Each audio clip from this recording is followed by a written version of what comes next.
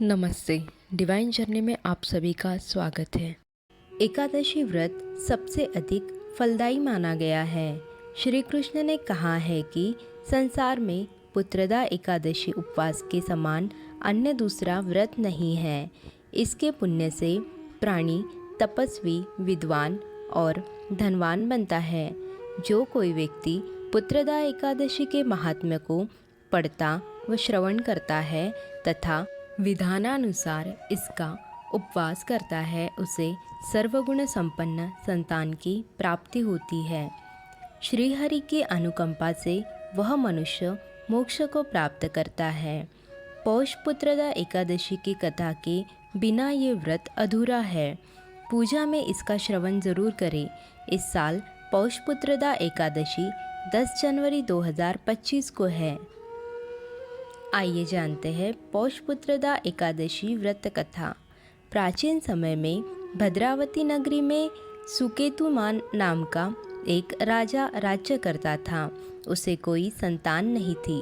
उसकी पत्नी का नाम शैव्या था। उस पुत्रहीन राजा के मन में इस बात की बड़ी चिंता थी कि उसके बाद उसे और उसके पूर्वजों को कौन पिंडदान देगा। बिना पुत्र के पितरों और देवताओं से ऋण नहीं हो सकते। इस तरह राजा दिन रात इसी चिंता में घुला करता था। इस चिंता के कारण एक दिन वह इतना दुखी हो गया कि उसके मन में अपने भीतर को त्याग देने की इच्छा उत्पन्न हो गई। किंतु वह सोचने लगा कि आत्महत्या करना तो महापाप है, अतः उसने इस विचार को मन से निकाल दिया। एक दिन वह घोड़े पर सवार होकर वन को चल दिया। पानी की तलाश में राजा आगे बढ़े। कुछ दूर जाने पर उसे एक सरोवर मिला। सरोवर के किनारे बैठे हुए ऋषियों को प्रणाम करके उसके सामने बैठ गया। ऋषिवर बोले, हे राजन, हम तुमसे अति प्रसन्न हैं। तुम्हारी जो इच्छा है हमसे कहो। राजा ने प्रश्न किया, हे विप्रो, आप कौन हैं और किस लिए यहाँ रह रहे हैं? ऋषि बोले, राजन, आज पुत्र की इच्छा करने वाले को श्रेष्ठ पुत्र प्रदान करने वाली पुत्रदा एकादशी है। आज से 5 दिन बाद माघ स्नान है और हम सब इस सरोवर में स्नान करने आए हैं। ऋषियों की बात सुन राजा ने कहा, हे मुनियों, मेरा भी कोई पुत्र नहीं है। यदि आप मुझ पर प्रसन्न हैं तो कृपा कर मुझे एक पुत्र का वरदान दीजिए। ऋषि बोले, हे राजन, आज पुत्रदा एकादशी है। आप इसका उपवास करें। भगवान श्री हरि की अनुकंपा से आपके घर अवश्य ही पुत्र होगा। राजा ने मुनि के वचनों के अनुसार उस दिन उपवास किया और द्वादशी को व्रत का पारण किया और ऋषियों को प्रणाम करके वापस अपनी नगरी आ गया। भगवान श्रीहरि की कृपा से कुछ दिनों बाद ही रानी ने गर्भ धारण किया और 9 माह के पश्चात उसके एक तेजस्वी पुत्र उत्पन्न हुआ। यह राजकुमार बड़ा होने पर अत्यंत वीर, धनवान, यशस्वी और प्रजापालक बना। हे श्रीहरि, जिस तरह एक निसंतान दंपति को संतान सुख की प्राप्ति हुई है, इसी तरह संसार में हर प्राणी को माता पिता बनने का सौभाग्य प्राप्त हो। सनातन धर्म में पौष माह में शुक्ल पक्ष में आने वाली एकादशी को पुत्रदा एकादशी के नाम से जाना जाता है। पुत्रदा एकादशी को वैकुंठ एकादशी भी कहा जाता है। इस दिन जगत के पालनहार श्री हरि विष्णु जी की पूजा आराधना का विशेष महत्व होता है। धार्मिक मान्यताओं के अनुसार पुत्रदा एकादशी का व्रत रखने से संतान से जुड़ी सभी समस्याएं दूर होती है और मनोवांछित फलों की प्राप्ति होती है। यह भगवान विष्णु संग माता लक्ष्मी के पूजा आराधना का दिन है। द्रुक पंचांग के अनुसार जनवरी माह का पहला एकादशी व्रत 10 जनवरी को रखा जाएगा।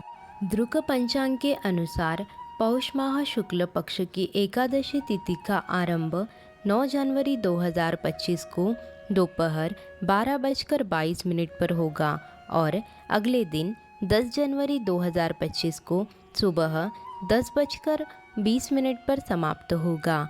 ऐसे में उदयातिथि के अनुसार 10 जनवरी 2025 के दिन शुक्रवार को पौष पुत्रदा एकादशी का व्रत रखा जाएगा।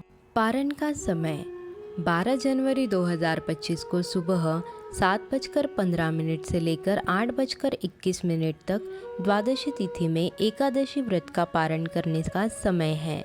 पूजा विधि। पौष माह शुक्ल पक्ष की पुत्रदा एकादशी को सुबह जल्दी उठे, स्नान आदि के बाद स्वच्छ कपड़े धारण करें।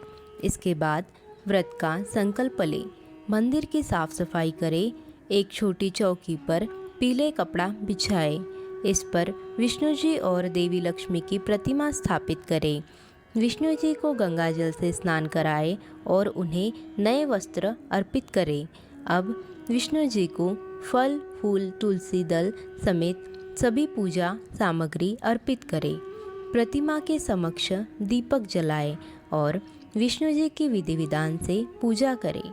भगवान विष्णु के मंत्रों का जाप करें और एकादशी व्रत की कथा पढ़े।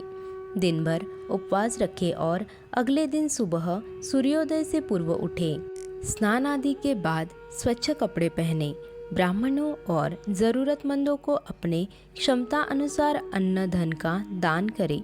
इसके बाद द्वादशी तिथि में व्रत का पारण करें। व्रत के नियम। एकादशी व्रत के दिन चावल के सेवन की मनाही होती है। इस दिन तुलसी का पत्ता तोड़ने से बचना चाहिए। पुत्रदा एकादशी के दिन प्याज, लहसुन समेत किसी भी प्रकार के तामसिक भोजन का सेवन ना करें। पुत्रदा एकादशी के दिन व्रत को अपशब्दों का इस्तेमाल नहीं करना चाहिए। पौष पुत्रदा एकादशी के दिन नाखून और बाल काटने से बचना चाहिए। इस दिन नकारात्मक विचारों से बचने और किसी के विवाद से भी बचना चाहिए। इस दिन भगवान विष्णु का ध्यान करें और उनकी विधिवत पूजा करें।